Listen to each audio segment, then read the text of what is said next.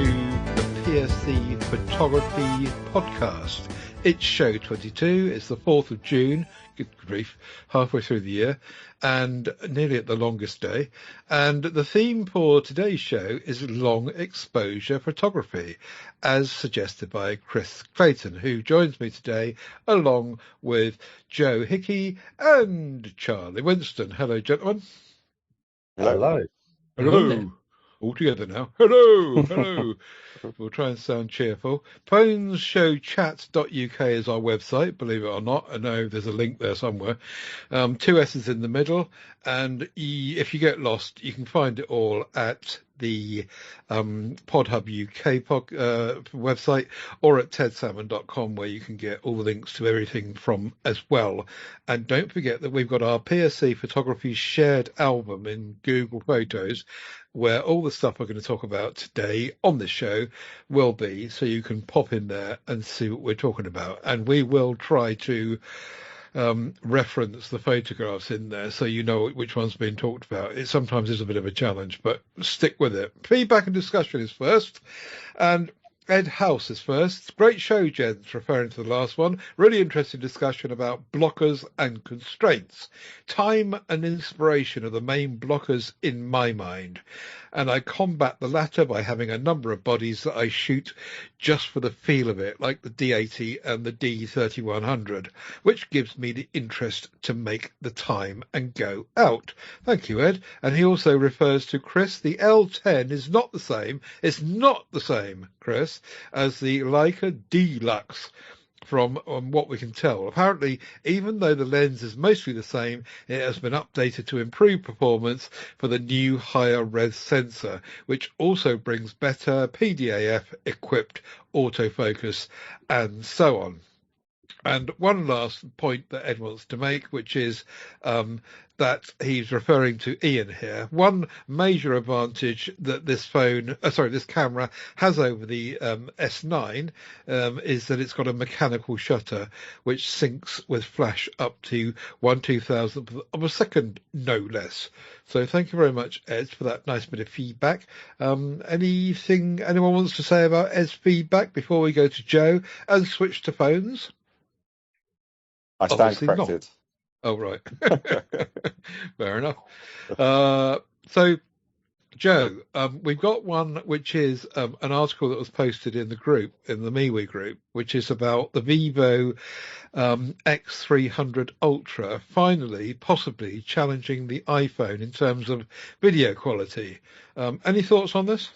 Yeah, so it's not a device I've had hands-on with myself, but from what I've heard, it really is a device that can finally compete with iPhones for video.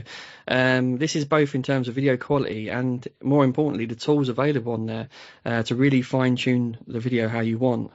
So a lot of the stuff that I've seen is very cinematic, which is cool. You've got a lovely selection of lenses. You've got a 14mm equivalent of ultra wide, which is pretty wide. You've got a main, which is 35mm equivalent, which is very different actually, because some other mobiles are normally a bit wider than that. So it's nicer to have a main that's a bit closer. And then you've got a 85mm optical telephoto, but there is an option to get a teleconverter as well on there. An extra cost, of course. You've got 10-bit log recording and 4K at 120 frames per second, which is really cool. And for the select few that have an 8K TV or monitor, you can do 8K recording. Not something I'd ever use, but yeah, for the select few you can. Like I said, the video I've seen is very cinematic. I've got a friend of mine called Jermaine. He's got a channel called Through Jermaine's Lens. I highly recommend checking him out because he has covered this phone and other Ultra phones extensively. He may even guest on this show in the future. So definitely check him out. We'll put a link in the show notes for that. But yeah, the Vivo is often compared to the Oppo X9 Ultra. And there's a debate over which one's the best shooter at the moment. And from all accounts, the Vivo trumps it on video as the champion on the Android side. They say stills are subjective, some edge on the side of the Oppo, but it just shows you it is right up there with the best devices. So yeah, that's my little review on the X300, having not had hands-on with it. I did have the X100 Ultra, and it's been one of my favourite phones of all time. Even though it was a Chinese version, so I couldn't link my watch and stuff. But yeah, I loved that phone. I think the point being made here, though, is that it's, Steve Litchfield has always banged on about how great the iPhone's video capture is, and I'm not saying he's wrong, but it's been the kind of best standard so far, and I think what they're saying here is that possibly this can be considered to be catching it up or even overtaking it. I guess. I think it's in terms of, like, especially with the professional tools that are available. iPhone's always offered some really great stuff. So I think in part that's part of the conversation. But also just generally, Android video is not up there with iPhones. Samsung probably got the closest for a long time. But yeah, this seems to be really professional output from this X300 Ultra from what I've seen. Some really great stuff, and you wouldn't think it was from a phone, some of it. It really is impressive.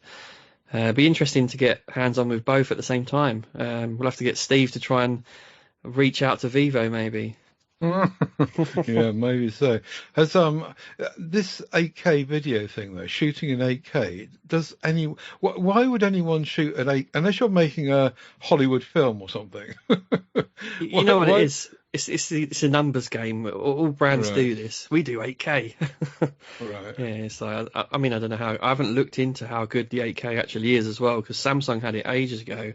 But when you looked at the quality of it, it wasn't great, not very well stabilized, and I think it was punched in on the sensor, and yeah, it was a bit of a mess. And the file sizes are going to be huge, aren't they? Exactly, yeah. Yeah. Okay. So, yes, Charlie, any thoughts on that? Do you have you actually ever used an iPhone for video? I haven't, no. Funnily enough, I actually tested an iPhone a few days ago and promptly returned it. I purchased the iPhone 17 Pro, and it was such a horrendous experience, Ted. It's something I wouldn't wish on my worst enemies. It was just a horrible device. The UI just seemed broken. The camera seemed interesting, I won't lie. The UI on the camera was intriguing. But that wasn't enough for me to put up with it, really. The keyboard just felt broken, and I just returned it. I didn't like it. I'll be sticking to my Samsung. Yeah. Maybe there's some sense in that. Charlie, sorry, not Charlie. Chris, you got an iPhone at present, and you have previously had an iPhone. Do you ever shoot any video on it? And could you tell the difference? Never, no. I mean, I've taken like random videos of, this is where I am for what, sending to people on WhatsApp, but never artistically, no. Okay, all right. Sorry. Okay then, thanks Joe. That's a nice little roundup. Oh well, look, Ed's back. He's got a little work of genius hidden away. He says, I used to dismiss the Nikon D3100's electronic flash release as over-engineered. Why use electronics when a simple spring lever was plenty good enough? It took me until last year to realise that by holding the button once the flash deployed and turning the command dial at the same time, it would let you dial in the flash power compensation. I can't believe it's taken him that long. Look, I'm a Nikon man, and I knew these things in 1842. For a camera series routinely criticised for not having enough controls, I think it's absolutely perfectly usable. In full manual mode, the sole dial controls shutter speed by default. Then when you hold the exposure compensation button, it then controls aperture. Of course it does. It's a Nikon. Hold the function button and it controls ISO. Of course it does. Hold the flash button and it controls flash power. So there you go. Aside from belting rain, I don't see why you couldn't use this control set up to shoot anything. The autofocus being 11 point might do though. For high speed stuff anyway. So I'm interested to hear from those people using Sony cameras as to whether they thought out, I know I don't know much about cameras these days, but I know what Ed's talking about. With Nikons, you were able to just control by button presses all over the place and not have to go into menus all the time, which is really annoying. Do Sony do similar things with their buttons? Yeah, Yeah, so you can go on, Charlie. Sorry. yeah, so well, in relation to flash, yeah, so you can get a flash that obviously mounts to the top of the camera to the hot shoe, and you can physically actually, have like a command dial or actual physical buttons that you can like bash in and select the power for what you want to shoot. Now they do touch screen ones, but I have a preference for the I think I have a Pixlabs which I use with my Ricoh, and you can just manually control the power. And that's great for like quickly changing, the power settings on the fly. But within the actual Sony camera, there's not really much to do with flash, really. It's mostly controlled from the flash unit itself. Maybe Chris can add to that. Yeah, if you get a TTL flash, you can control it through the camera. Yeah. Because the Pixlabs you've got is manual, so you'd have to control it on the flash itself. But if you get a TTL flash, you can control it. But flash photography is a massive blind spot for me, and it's something that I really want to have a go at and do a bit more of. So I'm not really au fait with flash photography so much, but in terms of mapping buttons and customization, you can't really go wrong with a Sony. Every single button on the back of a Sony, or the top, all the dials, they can be customized to do anything. Now it is a massive faff doing it. Leica have the best OS for that, or UI for that, where you just hold down the button and then it brings up a menu, and then you just choose what you want that button to do. With Sony, you've got to go through 100 menus, but it is infinitely customizable, so every single button can do anything you want. And it's quite powerful. Like, you can do this thing called memory recall, where you basically press a button and it completely changes the entire sort of saved UI of your camera. So you can have like sort of 4 or 5 different setups for your camera. So it is very powerful, but it's probably overcomplicated, which sort of goes back to my usual complaint about sort of ancient UIs that have sort of been built on top of itself over a decade. Yeah, it's over-engineered, I think. Yeah. Basically, it's the Android of cameras, Sony, but it's So they keep over-engineered. adding, the trouble is they keep adding features to it and options, but they don't change the UI to incorporate them. So you just end up with more and more menus. UI upon UI. Yeah, It's broken, really, the UI. Which is where Ed's getting away from it, by having multiple functions, like holding the function button and then turning the command dial. That's the best way to do it. Log presses would be great, and Sony doesn't have that. Right. But it would give you it would double your options, wouldn't it, really, on every button? Yeah, because you have to memorize what each button does on the Sony once you've customized it, and it's too much. It's like shortcuts in Photoshop. You can't remember them all of the time. It's the same with the camera. It gets confusing. But it does. But to be fair, it does with the Nikon as well. I used to do this all the time with my Nikon cameras, and at one time I thought I knew most of the button combinations and dial changes, but I probably didn't. And certainly, if you don't continue using it, you're going to forget about them. Yeah. So you probably can't win either way around. But interesting little topic anyway. Thank you, Ed. Chris, over to you for some drone news. Are we on drone news? So, Small Rig apparently has got this add-on which changes the DJI. That's not a drone. Sorry, that's not. It's Osmo Action 610. Yeah. Yeah. Sorry. I told you I knew nothing about cameras. Go on, Chris. This is one of those little. We'll talk about GoPro later, but one of these little square action shooters, and Small Rig have engineered this rather nifty kind of sort of handle which it sort of slots into, and it basically turns it into a tactile ergonomic camera. I've read the article that you linked to there, and it actually looks really cool. I kind of like how it looks. It's got a little grip, and it's got a proper shutter button.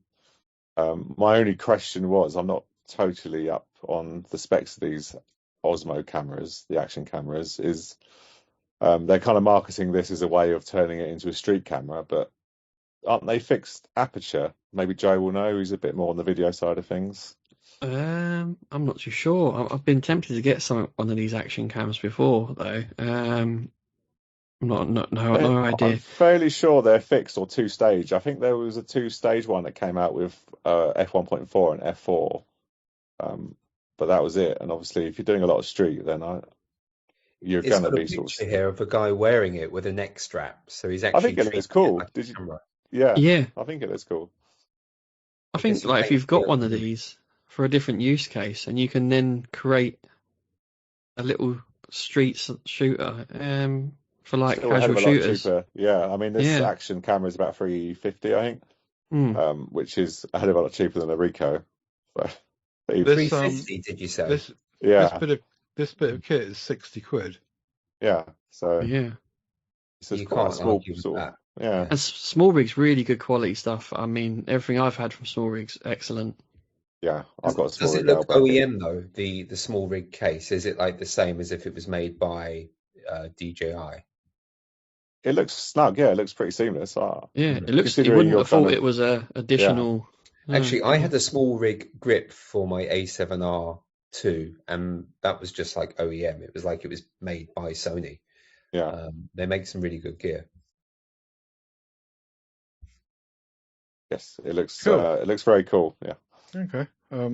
A street snapping street photographer being made out of Action 6 Osmo thingy bobs. Okay. We've got a quick one to cover in terms of the PSC Photos MeWe group. And Steve won't mind me saying, again, quoting himself, that he posted a portrait shot of himself, which he's subsequently apologised for and said he broke the rules of not taking photographs, not submitting photographs to the group that have been taken by someone other than yourself. It's supposed to be a place where you put photographs that you take with your camera, and not that you've got someone else to do with their phone. So he did admit that he had done this, and his wife had taken this photograph instead, and it wasn't his phone. Phone. But the question for this group, I thought, was now that we're taking in PSC photos in amongst the PSC photography podcast, is what do we think about this? Is it where if we let people do what Steve has done, i.e. he wants a photograph taken of himself. Let's suppose he hands his phone to his wife to take it, so it's not her phone, but it's his phone. Is it okay that he sets her up, steps back, and says to her, please take my photo? Is that still a legitimate entry into the PSC Photos group to be considered for Photo of the Month and Photo of the Year or whatever? So up to now, that's been completely banned, because if you let that in, was the thinking, if you let that in, where would be the limit? Because people could say, well, here's a photograph that was taken by some famous photographer, and why can't it come here if someone that's not a member here is... Do you see what I mean? So, Joe, I'm going to go to you first. What are your thoughts on this this rule, and do you think it should stand, or do you think it needs looking at? See, I think it can be relaxed because his wife is essentially a human tripod in this occasion, which is very different from a professional photographer and putting their picture into the thing. I think it's acceptable that Steve's used his wife as a tripod, essentially. I'm all for it. Okay, Chris? No,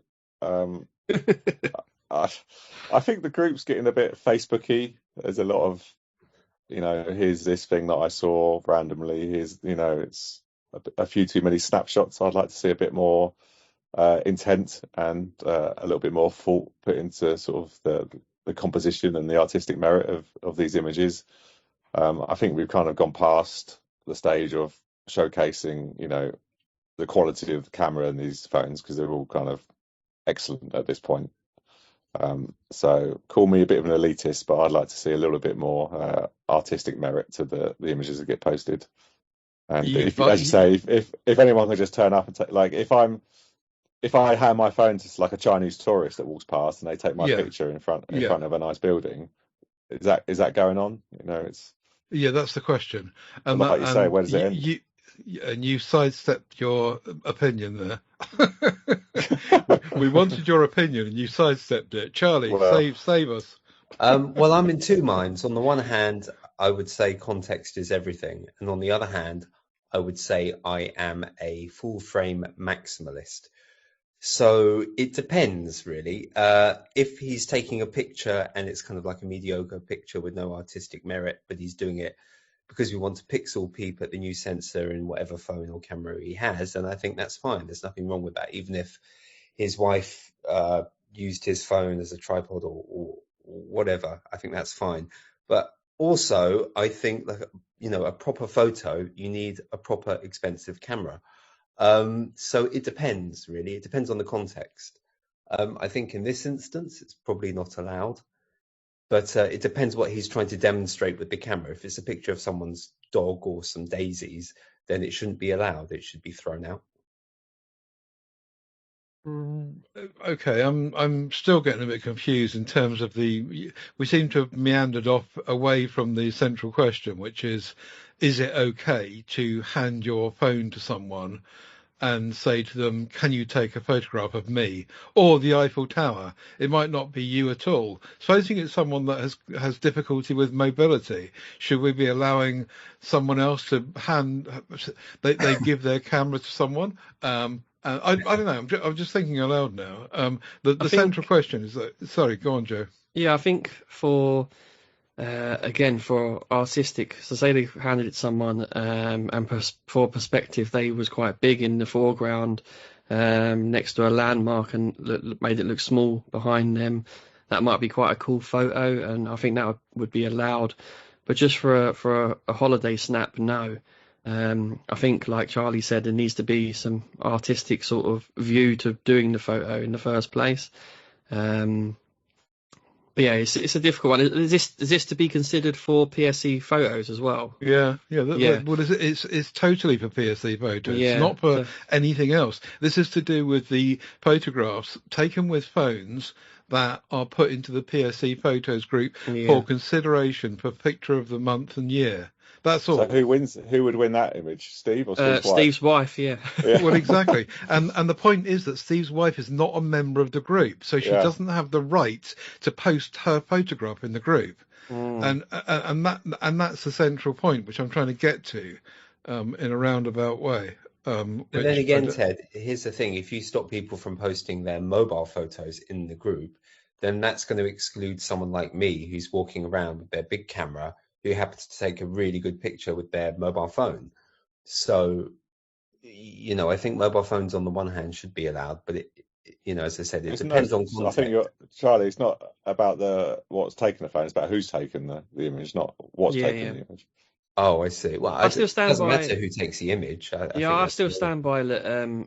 Steve is using his wife as a human tripod. He's told her how to frame it.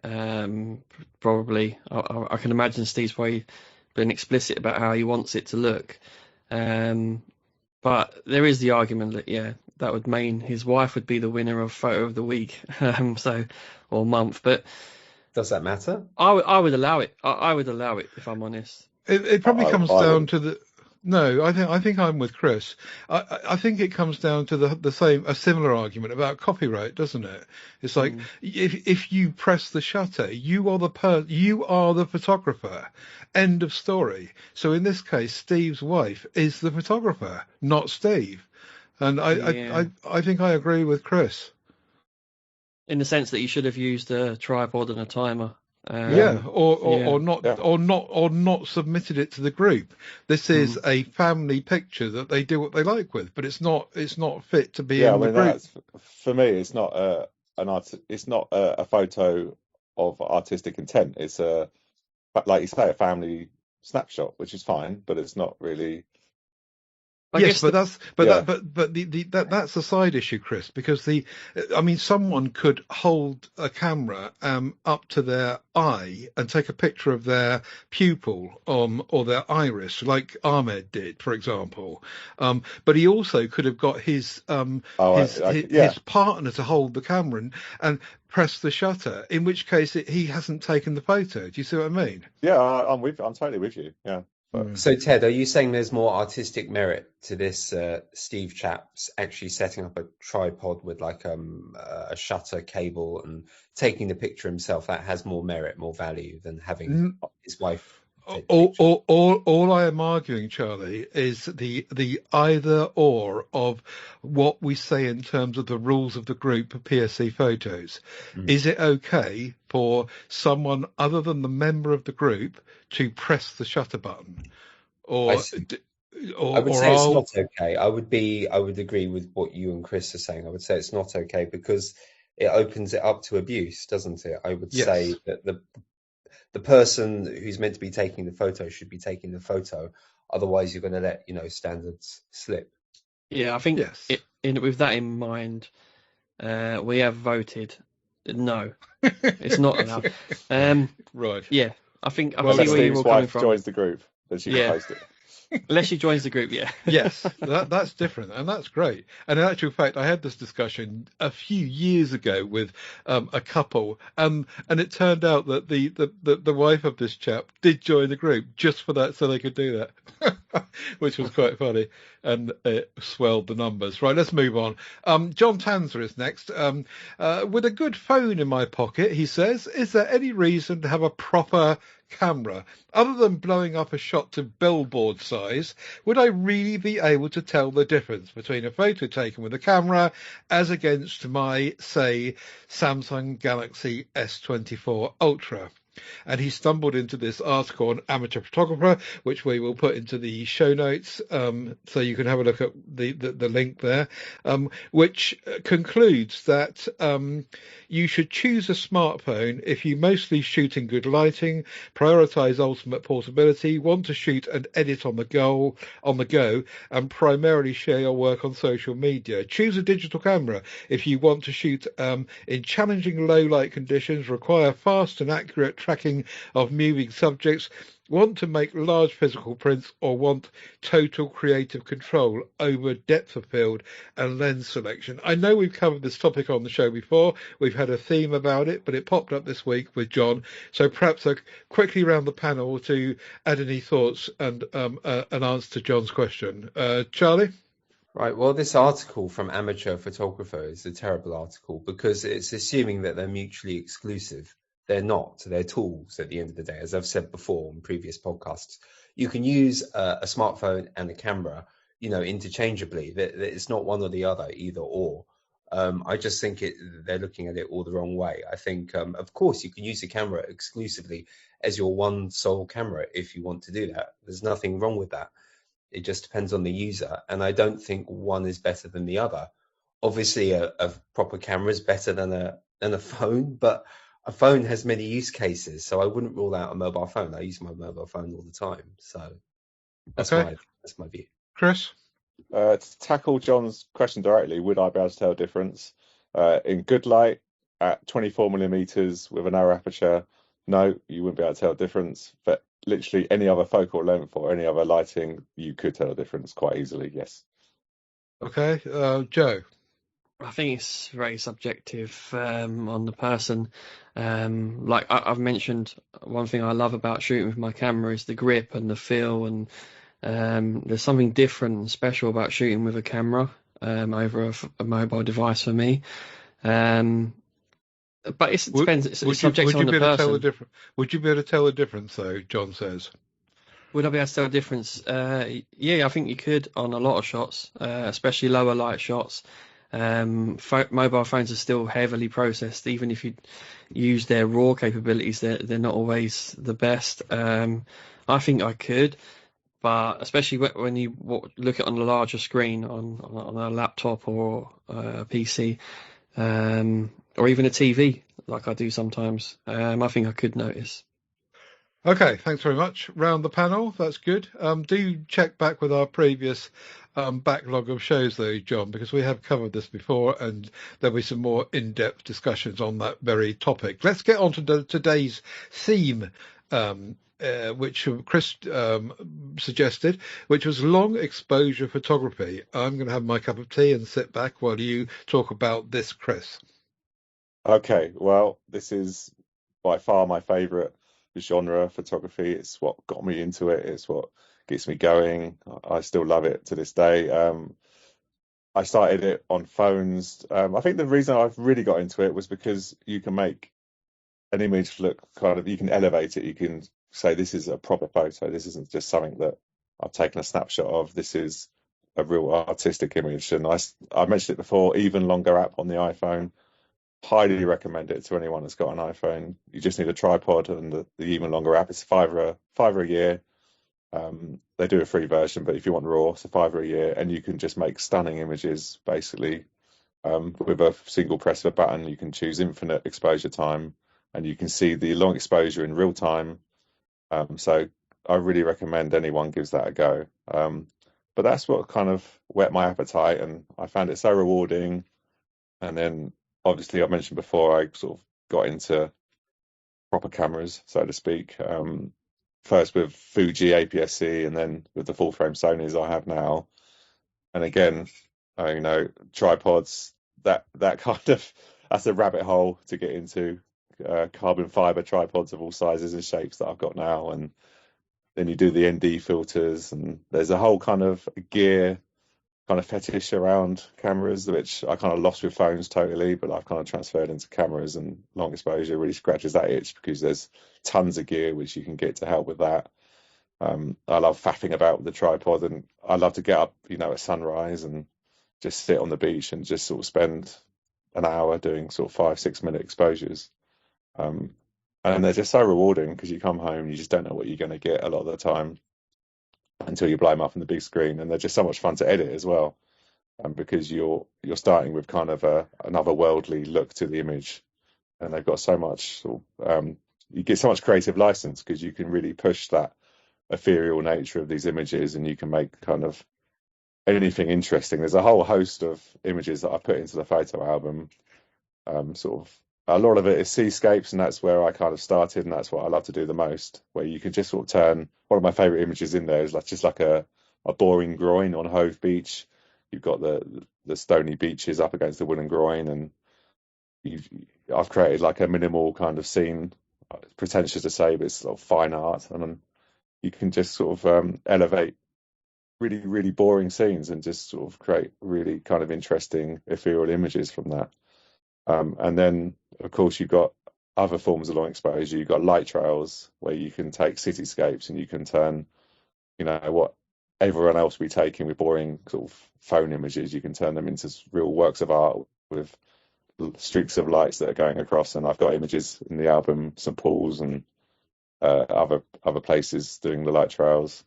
And even in street, there's an image in the album from Tokyo where I'm zooming down on Shibuya crossing, and people that don't move are frozen, and then you've got the people that are swarming around them that turn into a blur. So you can really get creative with long exposure, and it's just got so many options that it gives you. And I absolutely love it. So yeah, there's plenty of my favorite examples, probably not my best examples, but I find them the most interesting in the group. And I know I'll probably stop talking now because I've got rambled on a bit, but I know Charlie's also dabbled in long exposure, and he's made a little grid of for us to look at as well. So I'll pass on to him. So long exposure, there's really quite a lot to take in. I've included an image here, a SWOT analysis. So you've got the strengths, weaknesses, opportunities, and threats. It sounds complicated, and that's because it seems very simple with long exposure, but it took me a long time to really get into it. Obviously, Chris is an expert in long exposure. It really took me a long time. It took me about 2-3 years to get into long exposure. What is long exposure? What can we really define long exposure as? So it's basically, it involves keeping the camera's shutter open for an extended period of time to blur moving elements or objects. And that sounds obvious, but when you're just starting out in this kind of thing, it's important to know, what it involves. The strengths with long exposure photography are that it simplifies chaotic scenes by essentially averaging movement. It transforms ordinary locations into compelling images. You can have a street scene with a busy intersection, a road, or a street with many people crossing over, and then you can have like one man just like lying still on the ground sleeping like a beggar or something, and that could create a very dramatic image. I actually saw an image of this when I was planning my trip to Vietnam, and that was really captivating. I haven't got it to show you, but that's just to give you an idea of what you can capture with long exposure. It's really a way of revealing time, because that's what you're doing, isn't it? You're freezing time to create atmosphere. It elevates locations, and as Chris was saying, it really creates unique imagery. You can go to a very boring or average location and create something unique. So those are the strengths, but then you've also got weaknesses, and this is what kind of turned me away from long exposure for a long time. Something so sensitive as like vibration and movement. So you have like a tripod, you've got to be very careful where you place the tripod. If you're putting it on like wooden boards on like a dock or something, and there's people walking around and there's a lot of foot traffic, that can create blurry images.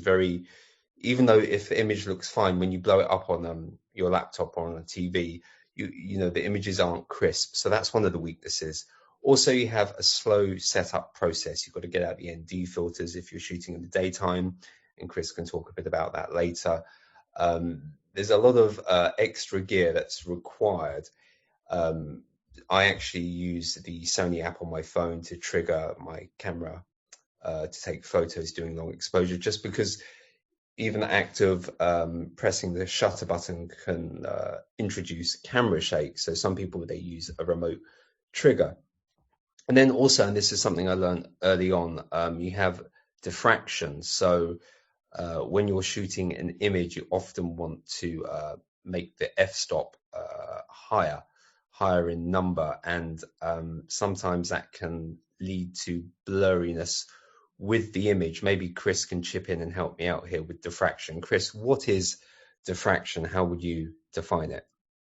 I think you need to be a physicist to define it perfectly, but basically the aperture is closed down, so the hole that lets the light in is narrower, and then the light waves apparently kind of hit obstacles as they come through the aperture and bounce off each other, and somehow that results in a less sharp image. But the actual sort of technicalities of that would probably be beyond me. You probably would need Steve Litchfield, a physicist, to explain the technicalities of it. But yeah, basically, the narrower the aperture, the more likely you are for diffraction.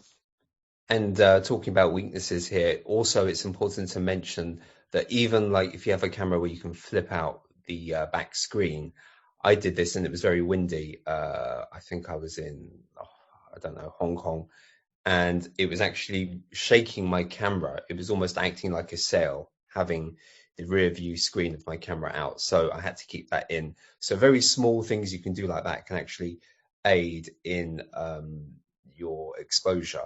Also, with some tripods like my one, I can't remember the name of it. Chris, what tripod have I got? It's the Y0Y, isn't it? Ulanzi 0Y. That's it. The Ulanzi 0Y. It has an extendable... fantastic tripod, by the way. It is. It's very lightweight. Weighs 1 kilo. It has an extendable column, middle column. So I extended that up to get more height. But of course, the higher my camera was, the more it was like moving about and stuff. And that introduced camera shake, which was obviously terrible. That's something you don't want. And then you've got ND filters. Now, a lot of my long exposure photos are taken at night, so I don't need ND. But if you're like Chris and you use ND filters in the daytime, or you're like me and you just like wasting money on ND filters and never use them, they're good to have if you take photos in the daytime. Chris, can you just talk about the stops and how they work with exposure bracketing and everything with the NDs? Yeah, so you just putting sunglasses over the front of the lens to limit the Yeah, amount of light that gets in, which will allow you to expand the shutter speed. And it's done in stops of light, but it's kind of like an ND 1000 means like it's cutting out 1,000 times the light, if yeah, that makes and they're sense. stackable, aren't they? The filters. Yeah, so if you've got certain ND systems, like me and Charlie both have the case magnetic filters, KASE. They're very high end, very, very expensive, but they are stackable. So a lot of my daytime images, if that's kind of 5 or more minutes, you'd need 16 stops of ND. So you would put a 10 stop and then you stack a 6 stop on top to give you 16 stops, which will turn what would be like a 1/200th shutter into sort of 6-7 minutes. And But you learn how to do that by just so experience, by just trying no, it out.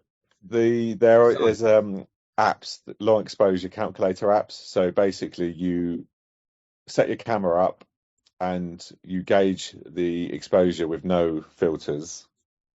You just choose your aperture, choose your ISO, which obviously you choose at your base ISO of 100 or whatever it is on your camera, and then you'll see what shutter speed that would give you to get the Yeah. correct exposure, and then you'd put that into a long exposure calculator, and then you choose how many stops of ND you want, say 10 stops, 13 stops, 16 stops, and then it will give you back the shutter speed that you want to choose. Right. Um, It and does it all then for you then.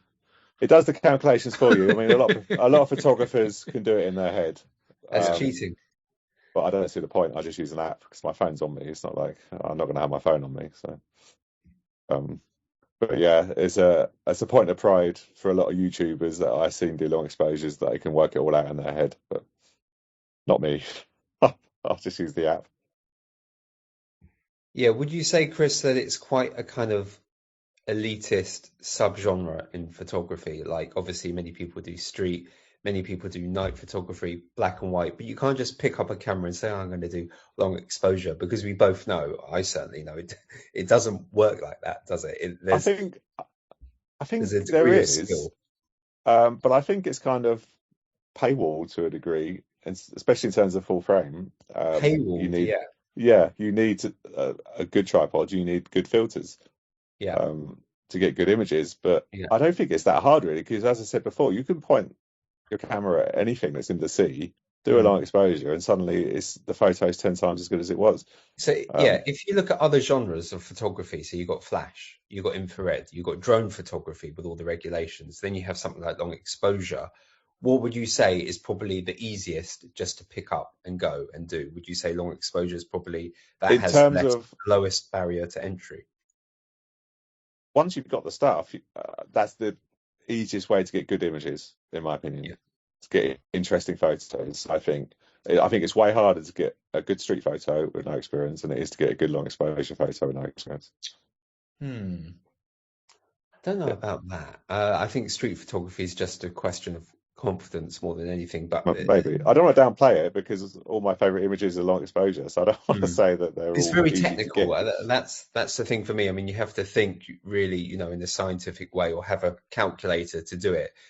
Otherwise, you'll just like There be is a standing fair on the bridge degree. at midnight trying to experiment. Yeah, I mean, well, they're midnight and midday are the best times because the light doesn't change. Where you do need a lot of experience is sunrise and sunset because obviously the light is changing. So at Very different. sunset, the exposure that the calculator gives to you isn't going to cut it because if you've got a 5-minute exposure, the last 2 minutes of that exposure are going to be in less light than the first 3 minutes. So you have to kind of just for experience, you go, well, it's saying 5 minutes, and I'm going to do 7 minutes because as the light gets worse. So there is a fair amount of trial and error, but of course on sunrises and sunsets, you only really get one go at it when you're doing long exposure because by the time the sun's risen or the sun's set, and you've either got a totally black image or you've got a totally blown out one. So there is a bit of trial and error, and there is a skill to it.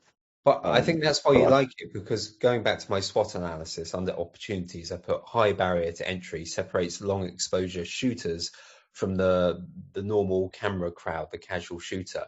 and you've got a big reason you got into it. So you feel like that's like the next step up when you're learning photography. You kind of you take a long exposure image and you're kind of saying this is an artistic.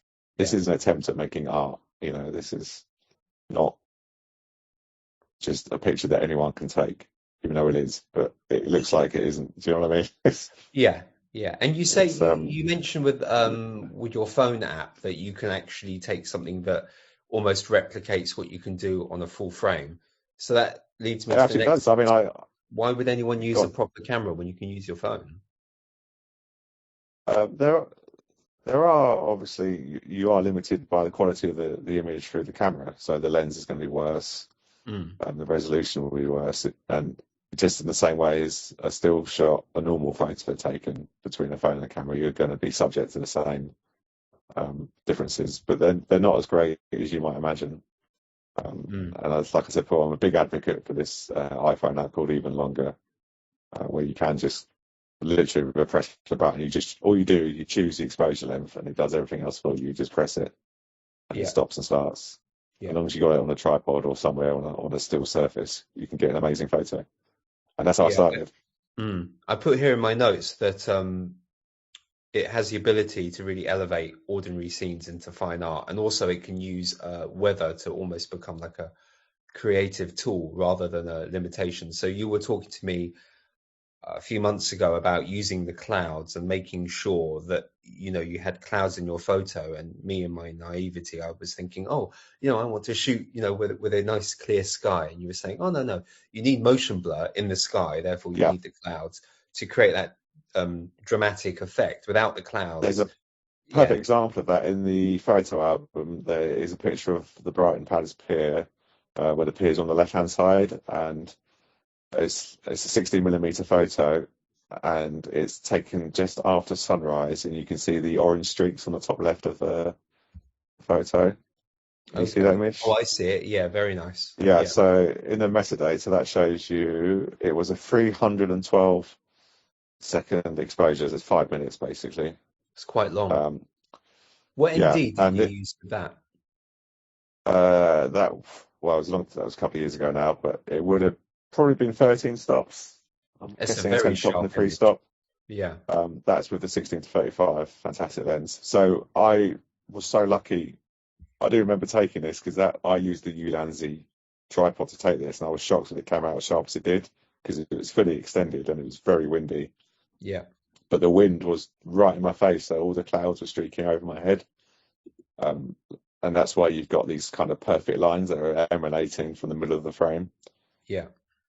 So you can use it to your advantage, and I find it works best if the wind's sort of directly in front or behind you, because then you'll get the streaks towards the centre of the frame like this. And that's another example of why the long exposure is so interesting. Like, this is the sunrise, and you can see the orange streaks through the sky.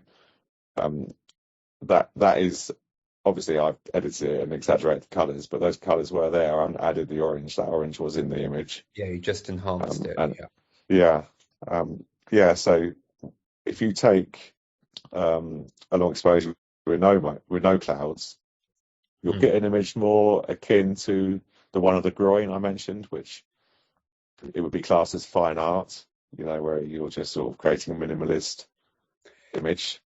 Yeah, I've noticed with a lot of these fine art photos, whether they're color or black and white, you almost get this kind of like mist effect, this haze effect with the sea. I don't like that personally. A lot of the time, that's the sea. That's the style. It's a horizon removal, where you edit out in Photoshop. You edit out the cutoff between the sea and the sky. Yeah. To create this kind of seamless image. Some people don't like it; they think it's a bit much. I really like it, but obviously it's subjective. Similar to the West Pier photo I've taken, the bang on one with the sepia tone on it. It just removes elements and creates a more pleasing minimalist image for me. I think the danger there, though, this is going into like threats with the long exposure photography, is it's almost like overused. It's quite a common technique, and it's creating cliches in the camera world. You know, there are many long exposure shots which, although they look amazing, everyone's doing the same images. So there's a danger there, I think, where you have these images that are overused. Well, there's certainly that danger with photos of the West Pier. You'll get no Well, argument yeah, there, with photos of the West Pier. But more generally, when you're traveling, when you're taking long exposure images, a lot of them do look not yours. I'm just saying generally, mine, everyone's long exposure photos, they look very similar, and it's hard to break out of that. That's why I like light trails, because I find the patterns the light trails make, they're kind of unique, as opposed to like natural scenes, which obviously more organic, and they kind of blend in with all the other photos. I think that's it's difficult to do, to stand I out. go back and forth. I think it's probably a good time to talk about the light trail photos. You've got a couple of absolute stunners in there. I love light trail photos. Yeah, I think they're great. Yeah, Hong Kong that you've got. My favorite is that Hong Kong, where you've got like the 3 lanes. Oh yeah, the 3 taxis. Yeah, that's actually 5 photos merged in one. That took not that one. The one where you've got the light trails of the traffic, and you've got with the Dutch 3 angle. sets of roads. Yeah. Yes. Yeah. The Dutch angle. You like that photo? I don't actually like. Yeah, I love it. Yeah. I love really? it. Yeah, What I didn't like about that was I actually found the sky was too dark against the buildings, and although you can see the lighting in the buildings, I just thought it was a little bit dark. But so I think it's right. I think it works because that's not the focus. So it's slightly in the background. I think it works, mate. I like it how it is. Yeah. Thank you. There were many other people. It's a perfect example of why it's so good as well. Because if you took that photo at a normal shutter speed, it wouldn't be interesting whatsoever, would it? No. And also, this is a good idea for like when you take a photo and you want to have all the gear and the lenses. I couldn't actually get everything in the frame, which is why it's at a Dutch angle. So it was kind of the limitation of not having the correct lens with me that forced me to take Creative restraint. Yeah, and it just kind of worked, I guess, in my favor. Yeah, that was kind of like the first long exposure I did. There was definitely experimentation there. Well, it's come out really well. I actually, as you said, with the editing, it's a lot of fun. I find transitioning from street to long exposure, especially when I was doing panning shots of taxis. Unfortunately, I lost most of those photos, but I have one here in the album. I mean, they're just so much fun to edit, really. There's so much you can do. That's an interesting. We go on to panning shot. There's an interesting question in the middle of all that, which might have been a little glossed over, and a good yardstick maybe is: would this photograph have been in any way interesting if it hadn't have been long exposure? I think Joe mentioned it, and I think that's a very good question. The one that I think might have been would be, Charlie, your one with the 2 buildings going up with all the lights and converging into the middle top of the frame, which I think probably would have stood alone without any of those light streaks in the foreground. But another photograph may well not have been of any interest, like the one of St. Paul's. It would have been a tourist snapshot almost.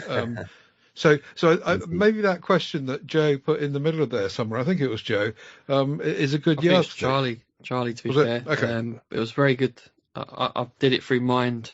To Charlie, yeah.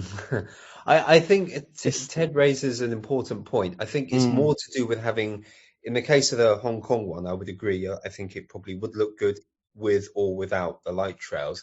It's just that you have dynamic lines with the 2 skyscrapers, number 1, and then number 2 on the road. You have the road marking on the one hand, and then you have the tram intersection on the right hand side.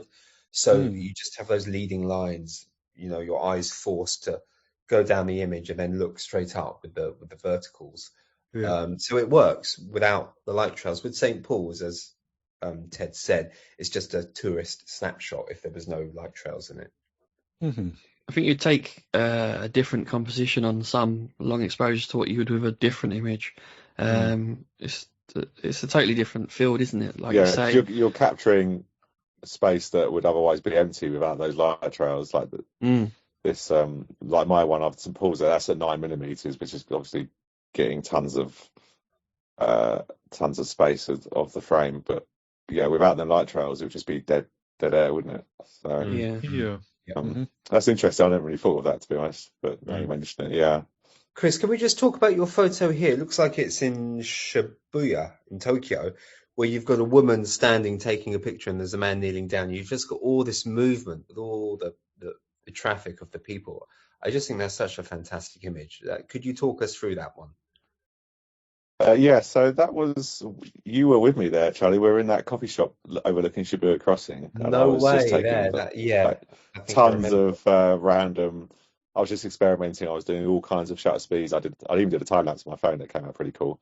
Yeah. Yeah, but this is a fairly hefty crop of a wider image, because I was just looking for bits throughout the scene, and yeah, you just see these people that obviously, I don't know how long this exposure was. But is there 4 cross? seconds. Yeah. Yeah, so this was 4 seconds. So they've not really moved for those 4 seconds, but of course, thousands of people around them are. And I need to do more of this kind of street long exposure.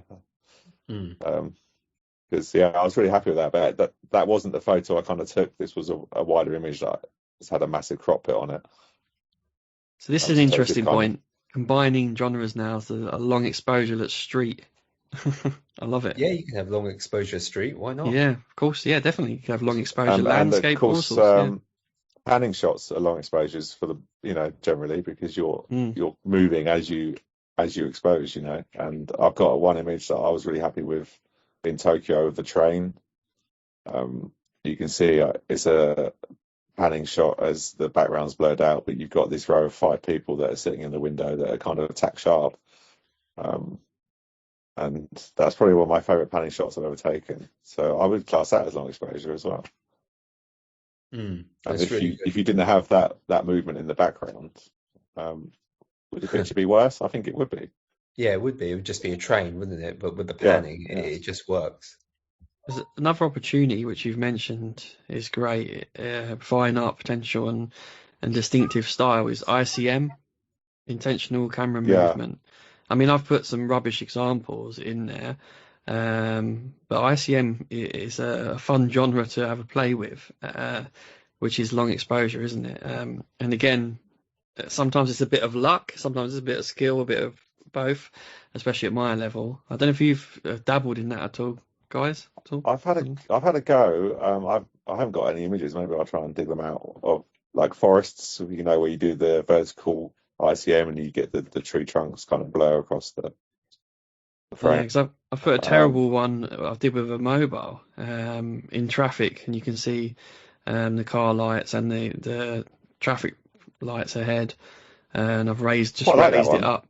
Yeah, I liked it as a piece of art. It was a bit of fun. I was in traffic, so I thought I'd have a play. And yeah, that one came out all right. The one with my camera is a bit pants. It was like Christmas time, near, I can't remember where I was now, near Waterloo, I think it was. And I just thought I'd have a go there. But yeah, it's great fun. And like you say, the editing is fun. The editing part is really fun. The trouble with ICM is that it's a fine line between you've just messed up a photo or done it on purpose. Yeah. And I think those 2 images are either side of that line, if that's okay to say. Yeah, no, that's my skill level. I can tell you it was intentional. And I like that image. Yeah, but the other one, I think what's happened there. Yeah, that one's. If I showed you the raw, it was an absolute mess, and I've salvaged it somewhat in the edit, which was why I mentioned the edit's quite fun. But yeah, that was my first ever attempt. I'd only just heard of the genre, and I thought, let's have a mess about and have a go. And that was with my the Nikon I had, the really old D7000. So yeah, it wasn't the best camera for it either.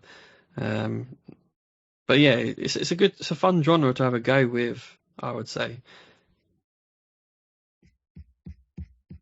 Okay.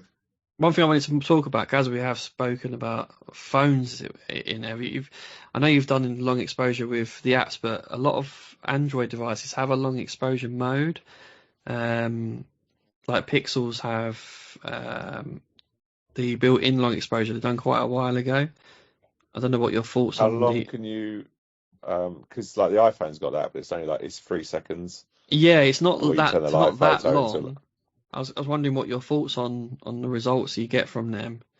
I mean, I shoved a few rubbish examples. Yeah, I've done quite a lot of the iPhone live photos where you can turn it into a long exposure, but it's because it's 3 seconds. You need a lot of movement in those Yeah, 3 seconds for it to kind of so be it tends to work effective. with cars or something moving quite fast, Yeah, doesn't it? cars or Yeah. very, stormy sea or something, then you'll see Mm. that movement.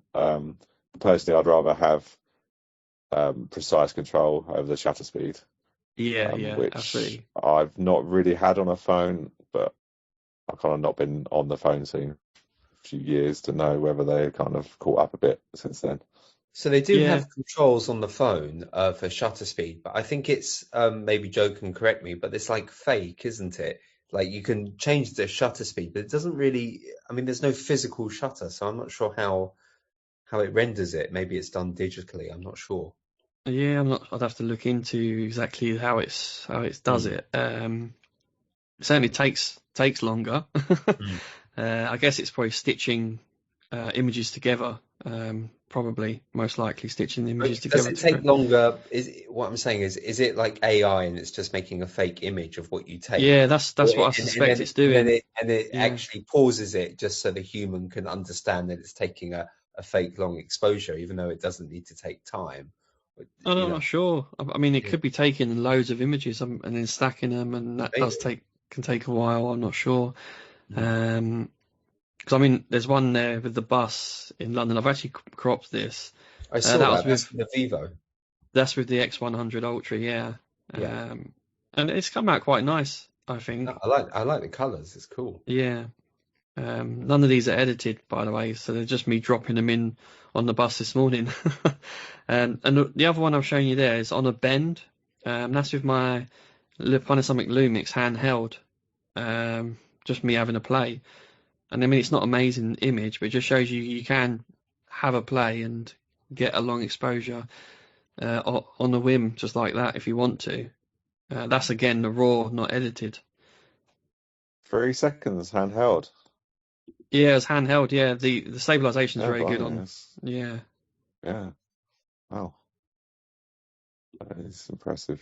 Chris, Yeah, can we just talk about your image here? You've got one of the sea with the red posts. Can you just talk us through that? That is a really good image.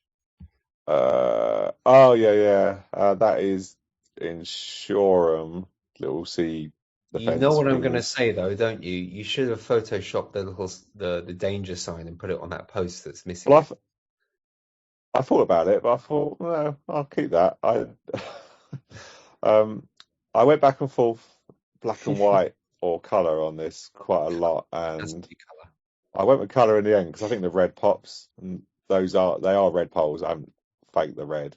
I have removed the horizon though, as mentioned before. So in the original image, you'll see a straight line where the sea ends and the sky begins. Oh, But okay. in going for the fine art kind of minimalism that I like to do, I kind of just remove all the elements that I can. It is a balancing act because if you remove too much, it just looks like things are floating in midair. So you still kind of need a gradation. You need some shadows. You need a little bit of character in the sky. But yeah, this is probably one of my favourite fine art, if we can use that term. I don't like to, but I don't know what else to call this kind of thing. Is it an Fine art unusual genre image? image. Because Yeah, you I don't know like what I it really is. like You don't know what it. you're looking at first. I like the sign being missing personally. You got my vote with that. I think if it was there, it would just be an act of symmetry. Well, not totally an act of symmetry, but something trying to get symmetry. Whereas as it is with one sign missing, I think Yeah, it's more artistic. Yeah, I was I also agree. annoyed at first that the fencing's not straight, but I kind of like it now. It's got that kind of wonky. It's not. I think it's good. Wonky. Yeah. No, Yeah, I think it's especially good because one thing with long exposure is having that lovely silky smooth sea and sky, but then it gives it yeah. some like edginess to it and something a bit more raw in there. So yeah, that I like that element. I'll have to dig out the original because this is heavily edited. This image. Again, that's Yeah, part of the fun, isn't it? yeah. I love it. Yeah. But yeah, it got a good going over, should we say? Oh, okay, Charlie. Back to your list. Did you get to the end of that or not? Um, yes. Yeah, I think we covered everything there actually. Okay, The only so thing I wanted to say quickly, Ted, is we have to be very careful when we talk about long exposures and groins in Brighton, guys. It can be perceived as something different. Yes. Well, stay tuned, Joe, because we'll talk about my stint in Brighton. Where I took some Really? photos last week. Yeah. You might want to skip ahead and click the link. There is a couple of photographs that we've not covered so far. I think your beach ones certainly, and you've got or are you covering that in the next section? What we've been up to section that'll be in. Right. Okay.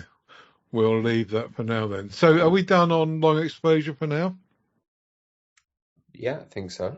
Yeah, I think so. Yeah, I think we've all gone through all the images, haven't we? Yeah. Well, let's move into the aforementioned quick panel catch-up then, and let's have a look at those photographs, Chris, that you've taken, and the tale of woe. Well, obviously we all remember how hot it was during the bank holiday just gone. So Brighton Beach, famous for its crowds. So I thought, well, I'll try and get down there, and I had some drone photos in mind, just capturing kind of the chaos. I just wanted to sort of capture the manic scenes from a more interesting perspective. So innocently, I went down there and chucked the drone up and got some photos and got them back, and I was super happy with them. And I thought, oh, these have come out really well, and they really sort of show how manic and how busy it is. And I've attached all these drone photos to the group. And they're some of my favourite sort of photos of Brighton Beach with drone. And I thought, I know who will love this. The Brighton subreddit, they'll love this. So there's a link to this in the notes. I don't know whether you've had a chance to have a look, but I submitted these photos with the title, I think, drone photos of Brighton Beach on a bank holiday. And it was by an absolute mile my most engaged with post, and not in a good way. I think stands at 350 comments, which is the most I've had ever on anything. And I'd say about 80% of them are highly vitriolic, accusing me of various crimes, being a paedophile, pervert, should be in prison, I'll phone the police. And I was really, really shocked. I was totally taken aback, because to me, I was just going to take some interesting photos of the beach, a busy beach, with a drone. I'm sorry, them comments are ridiculous in my opinion. You're such a distance from people. No, I mean, I haven't had a look. People on the beach, I don't understand why. I mean, it's at such a distance. If you had your telephoto out and you was taking a close-up shot of them, I can understand what they're saying. But this is drone shot. You can't even make out if it's a man, woman, boy, kid. You can't even make out. It's just patterns on sand. I don't get their comments. It's ridiculous. That's what I like about it, is that like you say, it's patterns on a sand. It looks like an abstract, doesn't it? You can't see anything. I'm sorry, but they're all wankers. When I had a read through that, Chris, there was some interesting stuff that came out that you and others were quoting, though, about what the rules are or what the rules are so not. That's a separate. Yeah, that's a separate kind of point which has some validity. So the rules are you're not allowed to fly over crowds, which the definition of a crowd by the CAA is a group of people that cannot move out the way should they need to. So there is a bit of a grey area there. It's not really a crowd, is it? There's probably about 10, 15 feet between each person. So maybe that's got some validity. I mean, to be honest, the drone flight was like 5 minutes. I chucked it up, and basically the pictures I've got here are all I took, and then I brought it back down. So maybe they got a point with that. I mean, most of the time the drone was over the sea, so that is fine. That's totally allowed. I'd say that comment's more acceptable than the pervert one. I think that's just really nasty. Yeah. I did acknowledge that. If the drone is over the sea and yet there's a crowd of people that are all 15 feet apart in the sea, the rules are different, are they? The rules apply to land and crowds. Well, if you're over the sea, you're not over. Yeah, because obviously it's far more dispersed in the sea, so that's not a problem. No, but what if they weren't dispersed? What if they were the same 15 feet apart?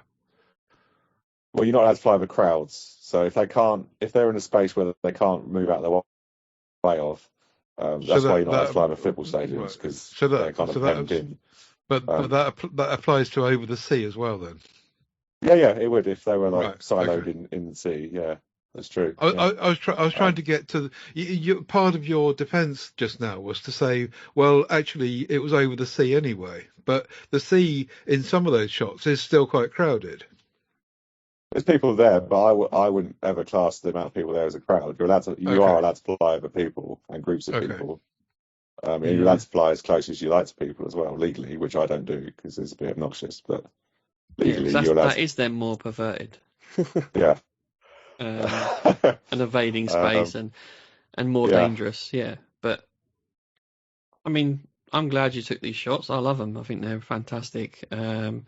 I can see why some people might get upset, but the perverted thing for me is just trolls, people trolling. So ignore them comments. I think the best one for me is the one in which the left 2/3 of the frame is the beach and the right third with a vertical line is the sea, and the light shining off the sea, and the crowd on the beach is very uniform in many ways. I think that's my favourite. Yeah, it's fantastic. That's the one that might be the most controversial. Right. Chris, I agree. Is the best one. Chris, the photo, obviously we're looking at it on Google Photos, so the quality is high. But on Reddit, does it downgrade the image quality or not? It does a bit, yeah. It does. It's higher quality than MeWe, but it is still compressed because they're limited to 20 megabytes, the images on Reddit. Okay, so I mean, you can't see anything on the photos. You know, it's low res. No, so I'm not sure. Or even these are full res on the Photos album. You can't see a thing. Yeah, true. But then there's people talking about the noise and everything, and how it's ruining their day. Can you imagine how noisy that beach was? Yeah, that's the again was like trolls. 5 a load of rubbish feet over my head, and I couldn't hear it. Yeah, a load of rubbish.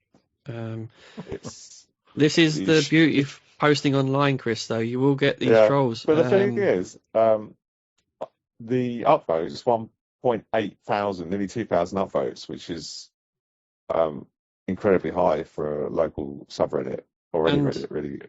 And with that, so I think the general sentiment was good. Yeah, I think that them people don't comment as well. They're the ones that like it, just upvote and they haven't commented. Yeah. And that's why a majority of the comments are negative, because they're the few. Yeah, I wouldn't worry too much about it. I wouldn't even. It was interesting. It's the first time I've ever had such a response.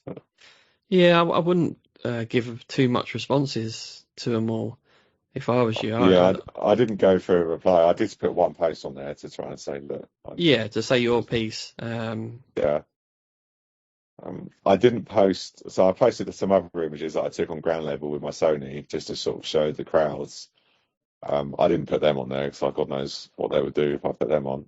Yeah, then you would be a pervert then, wouldn't you? But the thing is, these photos of how busy Brighton Beach was, they go around the world in the news. When they're talking about the heat wave in England, they show Brighton Beach. That's what they show. I'm sorry, but on social media, everyone's doing the same in Bournemouth as well. Anywhere there was a beach over that heat wave, you've got footage everywhere, video footage on phones. It's literally everywhere. So at least you've tried to put some artistic stuff. Was the least kind of invasive of all of it, really, in terms of getting in definitely spaces. Yeah. But I think it's fab. But it was interesting. Yeah, it sort of gave me pause for posting further images on that one. Don't let it stop you, because you're going to get these people no matter what. Don't let them stop you. I'm sure you won't. Well, it won't let me stop me taking the pictures. It might let me stop them Posting might them on not Reddit. post them. Yeah, Yeah. on Reddit so much. Yeah. Yeah. But yeah, so that was my only jaunt out with the camera in the last couple of weeks. But I am off to Thailand tomorrow for 6 weeks, so I'm hoping there'll be plenty of opportunities for some new images along the way.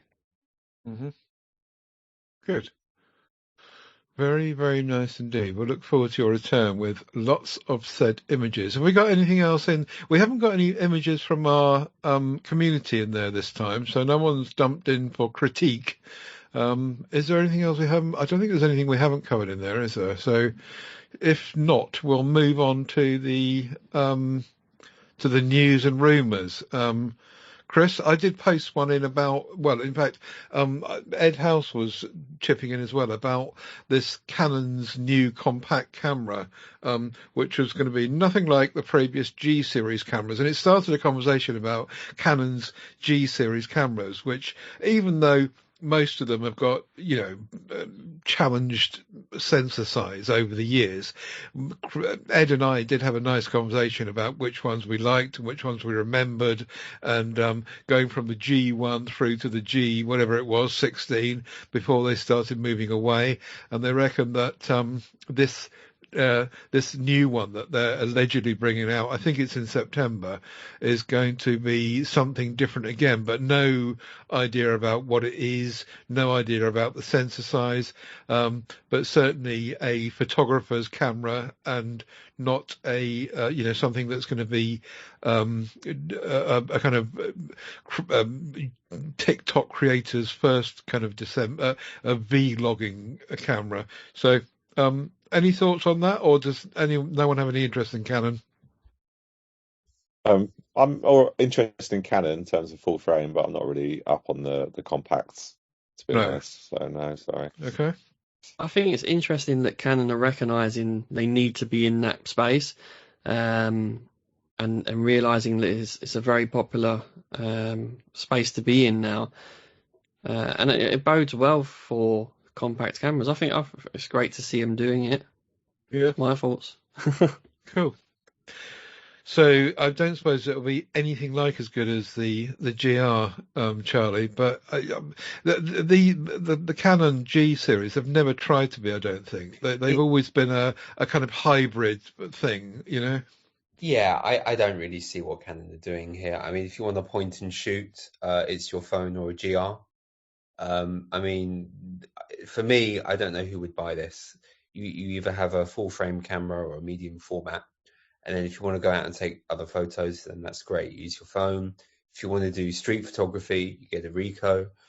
That's it. Those are the only options on the market. There's nothing else. There's no point, so it's redundant. I don't know why, Well, it's just Fuji X100.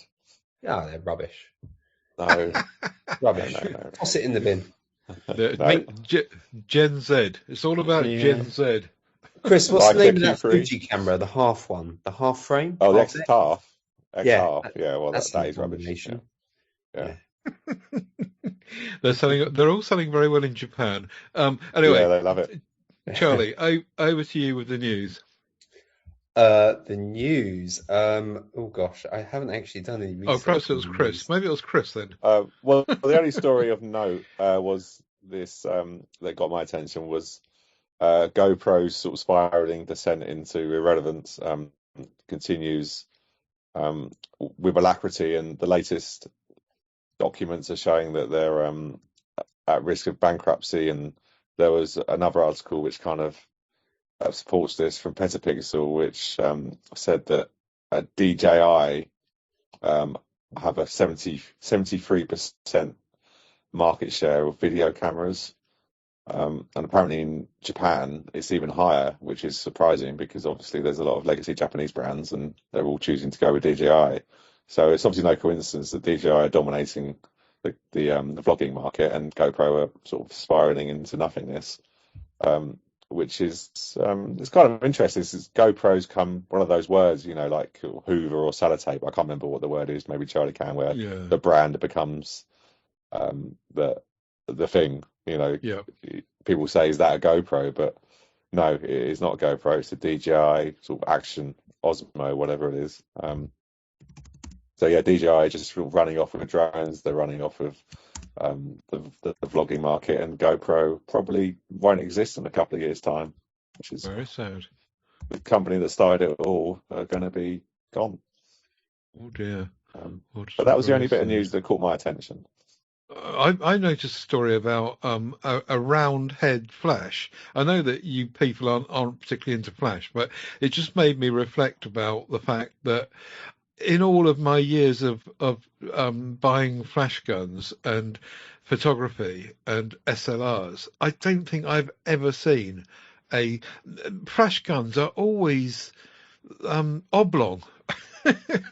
And yet this company called Zenico have decided to do a round one. Has anyone else ever seen a round-headed flash? No. What's the advantage? I'm not sure. Is there a reason? I've no idea. I think it's just a novelty, but it just caught my eye because it was a novelty, I suppose. It looks quite big. Yeah. It's like a spotlight. Anyway, there you go. Just going back to the GoPro, I just wanted to say, didn't GoPro invent the action camera market? They did, didn't they? Pretty much. Yeah. Oh, and by the way, Chris, the word you're looking for is synecdoche. That's when you use like something to refer to a greater whole, like Hoover for a vacuum, GoPro for an action camera. That's the word. What's the word? Yeah, synecdoche. Was it synecdoche? Synecdoche. Yeah. No, I wouldn't have got that. Okay. Sellotape's another one. Sellotape's another one. Yeah. There you go. Now we know. Did you have to look it up, or did you know? No, I knew, but I didn't want to butt in. Yeah, you didn't want to show off, did you? No. I didn't. I love learning new things, so thank you. I think we're done. Let's talk about the next show, at which we have no Chris, so you can keep quiet in the corner, Chris. Charlie and Joe, any thoughts about a theme for the next show, or are we who's going to join us? Well, Ian will be here and Charlie will be here. And hopefully I think you'll we be should here. do a show on our strengths. So whatever Ian is into, whatever Joe's good at, and whatever I'm good at. So it has to be something that's relevant. Nothing for me. So I miss out. You could do an anti-Chris show and do something that I wouldn't want. Yeah. Like something to do with phones or something. Phone photography, yeah. I've just shoved a load of phone stuff like I've recently done in the album. Randomly. You know what we could do? We could do one specifically about phone user interfaces. Why is the UI on the Ricoh so atrocious? Or on the Canon, I don't know anything about Canon, but someone else might. Or the Sony, something like that about user interfaces. But that's very technical, isn't it? Yeah, if we're having a show slagging off camera UIs, I definitely want to be there for that. Okay. We'll hang on to that one. Joe, I just heard you say that you chucked a load of new stuff in the group. Do you want to quickly cover that before we go? Yeah, I mean, you probably hate all the images the guys see in here, but it's just two phones that I'm playing with at the moment. A foldable, which actually has a very nice camera system, and the Motorola Razr Fold. It's just when you're into photography, random things catch your eye. And I've just done a picture. You might think it's a load of rubbish, but I saw this cloud form, and I took a quick snap of it, and I thought it was quite interesting. I don't know what you guys think of that one. A bit random, I know. It's nicely defined. It's not too HDR-y, if that makes sense, that you get with a lot of phone. Yeah, that's what I thought as well. Skies. Yeah, no, there's no. It doesn't got that harsh contrast. And this is unedited from the camera. These images. The one see the flower, the bouquet balls in the background I think they're really pretty and it looks great. I didn't expect it though. I don't know what you think of that one. Which one? So the pink flowers on the 600 Pro. The pink flowers, okay. Yeah, see all the little bouquet balls, like almost like little lights in the background. Yeah. Made the image more interesting for me. They're little bouquet balls. I know it's fake, probably mostly. Although I think there is quite a large sensor on there. I think it's 1/4 or 1.4 inch sensor. So it might be natural, some of it. But what's your thoughts? We used to call them donuts, but you would get them from mirror lenses back in the day. Mm. Are they? Is that the same principles as donuts? Yes, I think so. Right. Okay. Because you get them more, you often get it with the telephotos as well, with the compression, but the bigger sensors, you get the bokeh balls more, you find. So you're calling them bokeh balls, and we used to call them donut rings. That's interesting. How What do you time guys call it, changed things. actually, out of interest? Yeah, bokeh balls. Okay. Bokeh, yeah. Okay, Right. cool. I don't call it bokeh balls. I just call it bokeh. Well, if they're balls, You said that in Japan, Chris. They'd chuck you out. Yeah. well, Cultural Yeah. disrespect right there. Okay, Yeah. you got three more, Joe. Yes, I quite like Harcourt, the portrait mode that you get with Honor devices, but especially the black and white. I love the contrast you get, and I think it's done quite well with the separation. I just wondered what you guys thought of that one. The statue. Little statue, yeah, the black and white statue. I've got the same statue in my garden. No. The identical statue, yeah. Perhaps he took it in your garden. I Yeah, was actually going to chuck it out. I don't like it, but yes. it's good fun to take photos of. This is It's really not sharp. my garden. Yeah, it's probably Really? slightly over sharpened, perhaps. No, but it works because it's black and white, I find. Yeah. If it was color, it would be different, but black and white just kind of works, doesn't it, with sharpening? That's why I particularly like the black and white Harcourt. It comes out really nice normally. If you zoom in, there's really good detail there. Yeah, it is very nice. Again, the white flowers. Yeah, I love taking pictures of bees, to be honest. That's why I threw them in there. Again, that's the 600 Pro on the telephoto lens. I don't. You guys might hate bee photos, but I just think phones are very capable. And I just wanted to shove some in there as we now have added phone photography in part of the mix.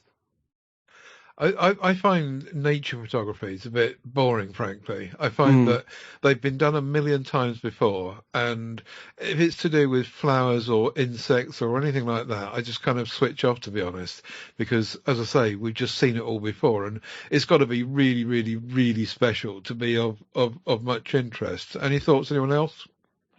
Yeah, I agree with Ted. Not to say I can't be impressed by macro pictures of bugs and things. I can, but yeah, you need something sort of really outstanding to get my attention, I think. Yeah, no, I can understand that, definitely. Okay, and have you got any more, Joe? Is that another time lapse you put in, or was that there before? Oh, that was there before. That was the handheld long exposure shot. Oh, okay, right, okay. All right, I think we're done then. So we'll be back in 2 weeks' time, hopefully, with most of the panel.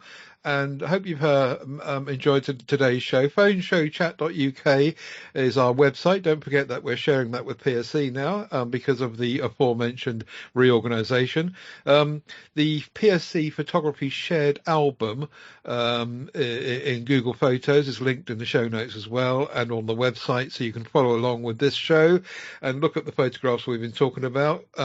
TedSalmon.com is where you'll find everything if you get lost. And that's about all we have. We'll be back in 2 weeks' time, and well, without Chris. Hope you have a lovely holiday, Chris, and we'll see you. Thank you. After you come back, and we'll have great expectations. Thanks for listening, everyone. Bye for now.